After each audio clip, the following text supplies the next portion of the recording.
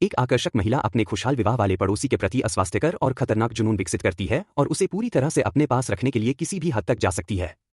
एक सुबह विवाहित जोड़ी जॉय और ग्रेग अपने नए पड़ोस में ड्राइव करते हैं और वह इसके विशालता पर आश्चर्य करती है। जब महिला एक आदमी को हाथ हिलाते हुए देखती है तो वह अपने पति से इसके बारे में पूछती है तो वह बताता है कि दक्षिण में लोग मित्रवत होते हैं। अंततः वे अपने नए घर पर पहुंचते हैं और जॉय उसकी सुंदरता की प्रशंसा करती है। फिर वह अपने पति की सराहना करती है कि उन्होंने घर चुनने में शानदार काम किया। ग्रेग अपनी पत्नी को बताता है कि उसने अंदर कुछ फर्नीचर पहले से ही सेट कर लिया है और वह अपना सामान उठाने के लिए आगे बढ़े। अंदर महिला लिविंग रूम और किचन में घूमती है और फिर सोफे पर बैठ जाती है। जब उसका पति एंटर्स करता है तो वह बताती है कि उसे उनका नया घर कितना पसंद है।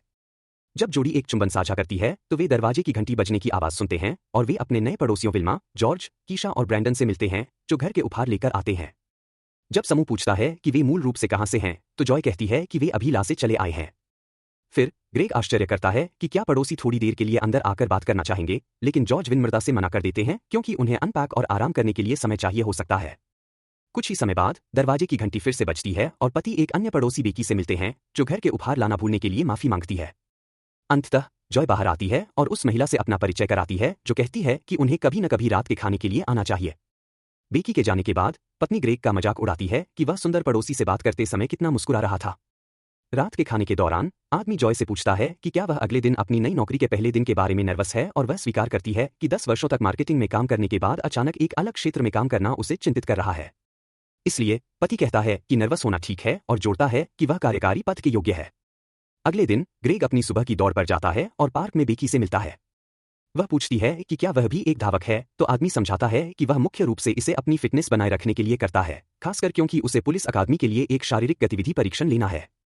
जब वह महिला से पूछता है कि वह क्यों दौड़ती है तो वह कहती है कि उसके चिकित्सक ने उसे ऐसा करने की सलाह दी। अगर ग्रेग उसकी चिकित्सा टिप्पणी को गलत तरीके से लेता है तो बेकी स्पष्ट करती है कि वह पागल नहीं है और वह उसे आश्वासन देता है कि वह समझता है कि कुछ लोगों को केवल बात करने के लिए किसी की जरूरत होती है। वह उसके विचारशील शब्दों की सराहना करती है और इंगित करती है कि उसके विपरीत वह किसी ऐसे महत्वपूर्ण व्यक्ति से धन्य नहीं है जिससे वह अपनी समस्याओं के बारे में बात कर सके। अपनी दौड़ को समाप्त करने के लिए बेकी ग्रेग को उनकी गली तक एक मजेदार दौड़ के लिए चुनौती देती है और वह स्वीकार करता है। बाद में जब जॉय काम के लिए तैयार हो रही होती है तो वह खिड़कियों के पर्दों से झांकती है और देखती है कि उसका पति और उसके गोरे पड़ोसी घर के सामने एक सुखद बातचीत कर रहे हैं। फिर वह देखती है कि बेकी चुलबुली तरीके से आदमी की बाहों को छूती है, इसलिए वह खिड़की से हट जाती है। जब ग्रेग घर में वापस आता है तो पत्नी मजाक करती है कि वह अब कंडीशनिंग टेस्ट में अच्छे अंक लाएगा अब जब उसने एक दौड़ने वाला साथी खोज लिया है। जॉय को आश्वस्त करने के लिए आदमी कहता है कि पड़ोसी पहले से ही पार्क में थी जब वह वहां पहुंचा था और वह केवल उसकी ओर देखता है। जब उसकी पत्नी काम पर होती है तो आदमी ड्राइववे में कार धोता है और जब बेकी अपने घर से बाहर आती है तो उसे हाथ हिलाता है। उस दोपहर जॉय काम से लौटती है, इसलिए उसका पति पूछता है कि उसका पहला दिन कैसा रहा। महिला कहती है कि यह थकाऊ था लेकिन वह खुश है कि उसके पास ऐसे कर्मचारियों की टीम है जो सीखना चाहते हैं। फिर वह कहती है कि वह इस सप्ताह के अंत में एक कार्य यात्रा पर जा रही है क्योंकि कंपनी उसे संभावित ग्राहकों से बात करने के लिए अटलांटा भेज रही है। ग्रेग बताता है कि उसने शुक्रवार को गतिविधि परीक्षण के लिए समय निर्धारित किया है और यदि वह पास होता है तो वह उसके तुरंत बाद लिखित परीक्षण देगा। शुक्रवार को आदमी अपनी कार की ओर चलता है और देखता है कि पड़ोसी दौड़ते हुए उसके पास से गुजरती है। वह पूछती है कि वह इस सुबह अपनी सामान्य दौड़ पर क्यों नहीं गया तो वह समझाता है कि उसे अपनी गतिविधि परीक्षण लेना है और वह उसे शुभकामनाएं देती है। पुलिस अकादमी में सार्जेंट आर्मस्ट्रांग गतिविधि परीक्षण का संचालन करते हैं और कैडेटों को बताते हैं कि उन्हें अगले दौर में पहुंचने के लिए 15 मिनट के भीतर 1.5 मील दौड़ना होगा। ग्रेग समय से पहले दौड़ पूरी करता है लेकिन वह अपने साथी कैडेट सैंडर्स को देखता है जो अंतिम 100 फीट समाप्त करने में असमर्थ प्रतीत होता है। इसलिए वह आदमी को प्रोत्साहित करता है कि वह गहराई में जाएं और फिनिश लाइन तक पहुंचने के लिए प्रेरणा खोजे। ग्रेग के प्रेरणादायक शब्दों के कारण सैंडर्स 1 सेकंड बाकी रहते दौड़ पूरी करने में सफल होता है। बाद में सार्जेंट आर्मस्ट्रांग आदमी की सराहना करते हैं कि उसने अपने साथी कैडेट के लिए क्या किया और कहते हैं कि बल को ऐसे लोगों की आवश्यकता है। फिर अधिकारी कहते हैं कि वह पिछले नियोक्ताओं को कॉल करके और अपने पड़ोसियों से बात करके एक बैकग्राउंड चेक करेगा। इस बीच बेकी जॉय को टेक्स्ट करती है कि क्या वह काम के बाद साथ में बाहर घूमना चाहती है, लेकिन बाद वाला जवाब देती है कि वह नहीं जा सकती क्योंकि उसे कार्य यात्रा के लिए पैक करना है। एक रात जब उसकी पत्नी व्यवसाय पर होती है तो ग्रेग ब्रैंडन को एक खेल देखने के लिए आमंत्रित करता है। कुछ ही मिनटों बाद बेकी आती है और कहती है कि वह जॉय से बात करना चाहती थी, लेकिन आदमी कहता है कि उसकी पत्नी घर नहीं है। फिर वह महिला को बताता है कि उसने अपनी फिटनेस परीक्षा पास कर ली है और वह कहती है कि उसने कभी उसे संदेह नहीं किया। जब वह लिविंग रूम में लौटता है तो ब्रैंडन मजाक करता है कि ऐसा लगता है कि गोरी महिला ग्रेग के लिए घर पर आई थी, हालांकि उसने कहा था कि वह जॉय को खोज रही थी। आश्चर्यचकित आदमी कहता है कि वह उन विचारों को एंटरटेन करके वैवाहिक समस्याएं नहीं चाहता। वह ब्रैंडन से पूछता है कि बेकी इस पड़ोस में कितने समय से है और बाद वाला कहता है कि वह उनसे कुछ महीने पहले आया था। अचानक ब्रैंडन साझा करता है कि चुलबुली महिला ने 1 या 2 बार उस पर आक्रमण करने की कोशिश की थी, लेकिन उसने मूर्खता से उसकी कोशिशों को नकार दिया। वह यह भी जोड़ता है कि वह हैरान है कि उसने अभी तक ग्रेग पर कोई कदम नहीं उठाया, क्योंकि उसकी एक प्रतिष्ठा है कि वह काले पुरुषों का पीछा करती है। एक ग्राहक के साथ सफल बैठक के बाद खुश जॉय अपने पति को कॉल करती है जो लॉन को काट रहा है। जब वह पूछती है कि क्या वह घर में अकेला रहने के दौरान ठीक से व्यवहार कर रहा है, तो आदमी अस्थायी रूप से बेकी के उसे हाथ हिलाते हुए देखने से ध्यान भटक जाता है। फिर वह मजाक में कहता है कि उसने कल रात एक दोस्ताना पड़ोसी को आमंत्रित किया था, और जब पत्नी सोचती है कि यह गोरी है तो ग्रेग स्पष्ट करता है कि यह ब्रैंडन था। जॉय की आवाज में गंभीरता को देखते हुए आदमी उसे आश्वस्त करता है कि उसकी निष्ठा के बारे में उसे चिंता करने की कोई आवश्यकता नहीं है। उस शाम जब वह सोफे पर एक किताब पढ़ रहा होता है तो उसे अपनी पत्नी से एक अश्लील संदेश मिलता है और वह उचित रूप से जवाब देता है। बाद में ग्रेग बाहर जाता है और देखता है कि बेकी अपने ड्राइववे पर एक स्प्लिफ पी रही है। वह चिढ़ाती है कि भविष्य के पुलिस अधिकारी उसे गिरफ्तार कर सकता है, इसलिए वह कहता है कि वह ऐसा नहीं करेगा अगर वह उस अवैध पदार्थ को साझा करे। इस बीच जिज्ञासु कीशा खिड़की से बातचीत देखती है और उसके पति उसमें शामिल हो जाते हैं। अंततः ग्रेग बेकी से पूछता है कि क्या वह काले पुरुषों को डेट करती है, और उसका प्रश्न उसे अम्यूज करता है। वह आश्चर्य करती है कि उसने यह अनुमान कैसे लगाया, तो वह समझाता है कि वह उसके जैसे लोगों के चारों ओर सहज लगती है, जबकि अधिकांश गोरे लोग जिनसे वह बातचीत करता है। फिर महिला आदमी की बियर की बोतल लेती है और एक घूंट लेती है। सड़क पर उस घर में ब्रैंडन अपनी पत्नी से कहता है कि दोनों शायद सिर्फ बातें कर रहे हैं, लेकिन उसे संदेह है। जब ग्रेग अपनी गली में एक खाली घर के बारे में पूछता है तो महिला कहती है कि वहां रहने वाला परिवार हफ्तों पहले चला गया था। फिर वह बताती है कि उनके पास एक पूल था और कहती है कि उन्हें इसे देखने जाना चाहिए। उसकी प्रारंभिक हिचकिचाहट के बावजूद आदमी बेकी का पीछा करता है और वह रोशनी चालू करती है। अचानक महिला अपने अंतर्वस्त्रों तक अनड्रेस करती है और पानी में कूद जाती है। ग्रेग अंदर जाने से इनकार करता है, इसलिए वह नाटक करती है कि वह डूब रही है, जिससे उसे बचाने के लिए मजबूर होना पड़ता है। बेकी हंसती है और बताती है कि वह किसी खतरे में नहीं थी, लेकिन वह आदमी का धन्यवाद करती है और उसके गाल पर चुंबन करती है। आश्चर्यचकित ग्रेग अननॉयड होकर उसे धक्का देता है, पूल से बाहर चढ़ता है और घर वापस चला जाता है। डॉक्टर रॉबिन्सन के साथ अपनी अगली चिकित्सा सत्र के दौरान गोरी 1 साल तक सोबर रहने की बात करती है, जबकि उसने पिछली रात शराब पी थी। जब चिकित्सक पूछता है कि वह अपने ट्रिगर्स के बारे में क्या करती है, तो महिला कहती है कि वह अपने मन में एक सुरक्षित स्थान में जाती है और सकारात्मक विचारों के बारे में सोचती है। डॉक्टर रॉबिन्सन पूछते हैं कि क्या वह किसी के साथ डेटिंग कर रही है, तो मरीज बताती है कि उसने हाल ही में एक शानदार आदमी से मुलाकात की। चिकित्सक यह जानकर आश्चर्यचकित होते हैं कि वे कैसे मिले, तो बेकी कहती है कि आदमी ने उसे पड़ोसी के पूल में डूबने से बचाया और विश्वास करती है कि यह भाग्य था। जब डॉक्टर उसे बताते हैं कि उसे चीजों को धीरे धीरे लेना चाहिए क्योंकि वह एक भावना पर भाग जाती है, तो गोरी जोर देती है कि वह ऐसा नहीं कर रही है। जल्द ही जॉय काम की यात्रा से लौटती है और बेकी उसका स्वागत करती है। सफल बैठकों के बारे में सुनने के बाद पड़ोसी कहती है कि उन्हें जश्न मनाने के लिए कॉफी पीनी चाहिए, लेकिन महिला कहती है कि उसे गंभीर कैफीन एलर्जी है। जॉय जोड़ती है कि वह केवल अपने पति के साथ आराम करना और कटल करना चाहती है, इसलिए गोरी कहती है कि उन्हें कल रात के खाने के लिए आना चाहिए क्योंकि वह अभी भी युगल को घर का उपहार देना है। घर के अंदर ग्रेग अपनी पत्नी के लिए एक रोमांटिक रात का खाना तैयार करता है और जब वह दरवाजे में प्रवेश करती है तो उसे गुलाब का गुलदस्ता देता है। भोजन का आनंद लेने से पहले आदमी जॉय को एक हीरे की कंगन देता है, जिसकी वह सराहना करती है। बाद में जोड़ी टब में स्नान करती है और महिला अपने पति को बताती है कि बेकी ने उन्हें कल रात के खाने के लिए आमंत्रित किया है। वह व्यक्त करता है कि वह नहीं जाना चाहता क्योंकि वह अगले कुछ दिनों को अपनी पत्नी के साथ बिताना चाहता है, लेकिन जॉय कहती है कि पड़ोसी नहीं सुनेंगी। अगले शाम गोरी मेहमानों का स्वागत करती है, जबकि उसने एक शानदार लाल ड्रेस पहन रखी है। महिला को जल्दी गले लगाने के बाद वह आदमी को एक लंबे आलिंगन में लिपट जाती है, जिससे उसे विनम्रता से उसे धक्का देना पड़ता है। भोजन के दौरान जॉय मेजबान के पकवान की प्रशंसा करती है और वह कहती है कि उसके हाई स्कूल के बॉयफ्रेंड की मां ने उसे सिखाया। फिर महिला मेहमान बेकी से पूछती है कि वह जीवन में क्या करती है, तो गोरी साझा करती है कि उसके पति की एक हाइकिंग दुर्घटना में मौत हो गई थी और वह बस उस पैसे पर रह रही है जो उसने छोड़ा था।